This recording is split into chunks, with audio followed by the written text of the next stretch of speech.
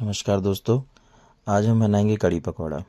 कड़ी पकौड़ा बनाने के लिए हमने कुछ बेसिक इंग्रेडिएंट्स लेके रखे हैं, जिनमें बेसन, दही की छाछ, कढ़ाई में ऑयल और कुछ बेसिक स्पाइसेस जो डेली यूज़ में हम उपयोग करते हैं।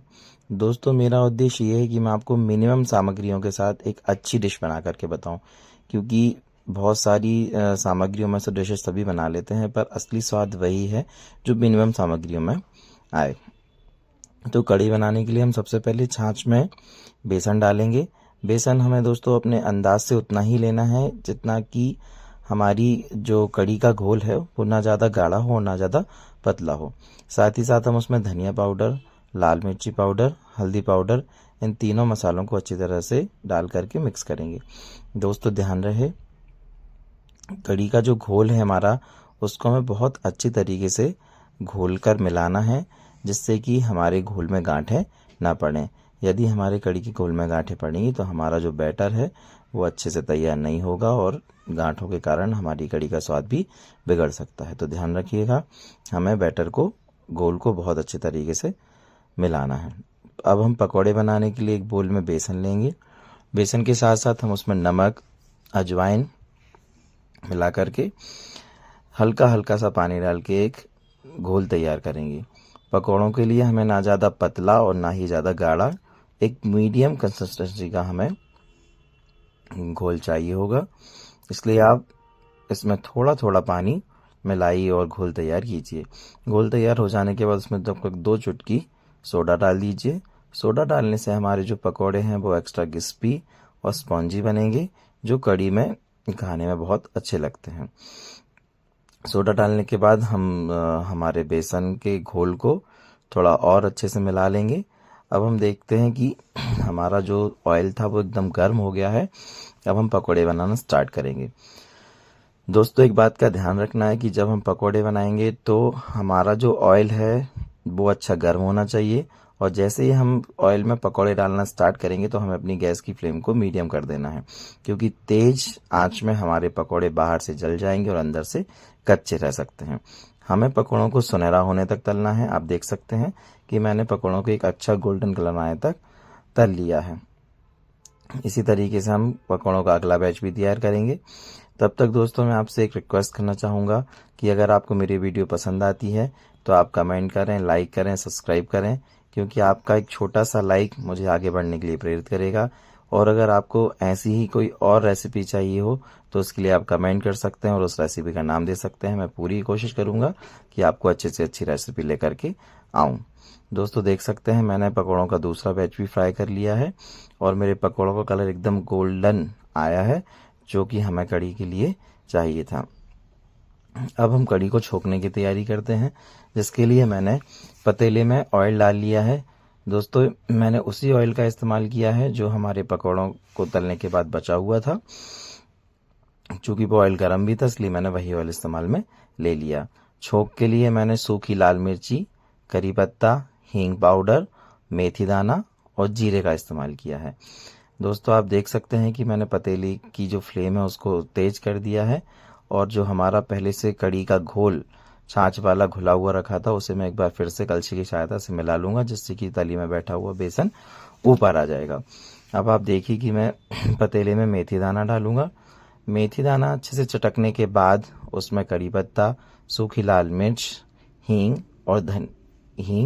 और जीरा, इन चीज़ों को डालकर ये सब चटकने के बाद तुरंत उसमें घोल डाल देंगे। घोल डालने के बाद हमें हमारे कड़ी के छोंक को तुरंत ढक देना है, जिससे हमारा जो छोंक है वो बहुत अच्छे से, उसकी जो सुगंध है वो हमारी कड़ी में आ जाएगी। कड़ी को आप अपने हिसाब से पतला गाढ़ा रख सकते हैं। उसमें मैं थोड़ा सा पानी मिला रहा हूँ। पानी डालने के बाद हम अपनी कड़ी को एक बार चला के देखेंगे कि हमारी कड़ी की जो थिकनेस है वो किस प्रकार की है। दोस्तों, एक बात का ध्यान रखिए कि जैसे ही हम कड़ी को बनाना शुरू करते हैं, छोकते हैं, तो हमें कड़ी को लगातार चलाना है, क्योंकि यदि आप इस स्टेज पे आप कड़ी को लगातार नहीं चलाएंगे तो हमारी कड़ी जो है फट सकती है, क्योंकि उसमें लस्सी होती है और लस्सी फट सकती है, जिससे कि हमारी कड़ी एकदम पतली हो जाती है, फट जाती है, तो वो खाने में अच्छी नहीं लगती और दिखने में भी अच्छी नहीं लगती। अब हमारी कड़ी में हल्का सा उबाल आना शुरू हो गया है। इस स्टेज पर हम कड़ी में नमक डालेंगे। नमक डाल करके हम कड़ी को अच्छे से मिला देंगे।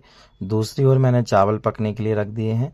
चावल पकने के लिए मैंने एक पतीले में पानी डाला है। पानी में मैंने नमक डाला है और इस नमक को मिला करके मैं पतीली को हाई फ्लेम पर ढक करके छोड़ दूंगा। दोस्तों, मैं चावल पतीली में ही बनाता हूँ क्योंकि मुझे पतीली के बने चावल बहुत अच्छे लगते हैं। कड़ी में अच्छे से उबाल आ रहे हैं। इस स्टेज पर हम अपनी कड़ी में अजवाइन का पाउडर डाल देंगे। दोस्तों, अजवाइन का पाउडर जो है हमारे डाइजेशन के लिए बहुत अच्छा होता है और कड़ी में एक हल्का सा अजवाइन का फ्लेवर आता है जो कि खाने में बहुत अच्छा लगता है। अजवाइन को आप हमेशा पीस के ही डालें, क्योंकि आप अगर अजवाइन को पीस के नहीं डालेंगे तो जो हमारी कड़ी में अजवाइन के दाने हमारे खाने में मुंह में आएंगे तो वो अच्छे नहीं लगते हैं। मैंने चावल को 10 मिनट पहले ही भिगो कर रख दिया था, जिससे हमारे चावल फूल करके अच्छे से तैयार हो गए हैं। अब आप देखिए, जो पतीली में मैंने पानी गर्म करने के लिए रखा था वो भी अच्छे से खौल कर तैयार हो गया है। इस स्टेज पर मैं अपने फूले हुए चावलों को पतीली में डाल दूंगा, जिससे कि चावल उबलना शुरू हो जाएंगे। उसी बाउल में थोड़ा सा पानी लेकर के सारे चावलों को धो के अच्छे से डाल देंगे और चावलों को पकने के लिए 10 मिनट के लिए छोड़ देंगे। दोस्तों, चावलों को अभी हमें मीडियम फ्लेम पर ढक कर के पकाना है और थोड़ी देर बाद चावलों को हम चेक करते रहेंगे कि हमारे चावल पककर तैयार हुए हैं या नहीं हुए हैं। दोस्तों, थोड़ी देर बाद हम देखेंगे कि हमारे चावल पकना शुरू हो गए हैं, तो हम थोड़े से चावलों को चेक कर लेंगे। अभी थोड़ी सी कसर बाकी है, तो चावलों को हम फिर से पकने के लिए छोड़ देंगे। इधर हमारी कड़ी में भी बहुत अच्छे उबाल आ रहे हैं। देखिए दोस्तों, हमारी कड़ी बहुत अच्छे से उबल रही है। कड़ी उबलते उबलते हमारे चावल रेडी हो गए हैं। चावल एकदम खिले खिले बने हुए हैं। अभी चावलों में जो थोड़ा सा पानी है उसको मैंने ड्रेन कर दिया है। जो थोड़ा पानी बचा है उसको मैं ढक करके और सोखूंगा। कड़ी हमारी एकदम बन के तैयार है। इस स्थिति में हमें कड़ी की फ्लेम को ऑफ कर देना है। अभी हमें कड़ी में पकौड़ों को ऐड नहीं करना है, क्योंकि यदि अभी हम पकौड़ों को ऐड करेंगे तो पकौड़े एकदम से गल जाएंगे। अब देखिए दोस्तों, हमारे चावल एकदम खिले बनकर तैयार हो चुके हैं। चावलों को मिला करके ढक के रख देंगे। अब हमें कड़ी को हल्का सा ठंडा होने देना है। हल्की सी ठंडी मतलब गुनगुनी कड़ी में हमें पकौड़ों को डालना है। यदि हम गर्म कड़ी में डालेंगे तो पकोड़े गल जाएंगे ज़्यादा, इसलिए हमें गुनगुनी कड़ी में ही पकोड़े डालना है। तो पकोड़े भी ठंडे और कड़ी भी गुनगुनी। इससे क्या होता है कि पकोड़े कड़ी को जो है अच्छे से अपने अंदर एब्जॉर्ब करते हैं और उनका टेस्ट बहुत अच्छा आता है। तो ध्यान रखिए, छोटी छोटी बातों से हमारी डिशेस बहुत अच्छी बनती हैं, तो हमें छोटी छोटी बातों का ध्यान रख के अपनी डिशेस को बनाना है। दोस्तों, कड़ी बनकर तैयार है। प्लेटिंग के लिए सूखी लाल मिर्च का तड़का लगाएंगे और चावल, पकौड़े, पापड़ इन सबको लेकर के हमारी प्लेट तैयार है। दोस्तों, अगर आपको आज की वीडियो पसंद आई हो तो प्लीज़ लाइक करें, कमेंट करें, मेरे चैनल को सब्सक्राइब करें, क्योंकि मुझे आपके सहयोग की बहुत आवश्यकता है। आपका छोटा सा सहयोग मुझे आगे बढ़ने के लिए प्रेरित करेगा। धन्यवाद दोस्तों, अब मिलते हैं अगले वीडियो में। तब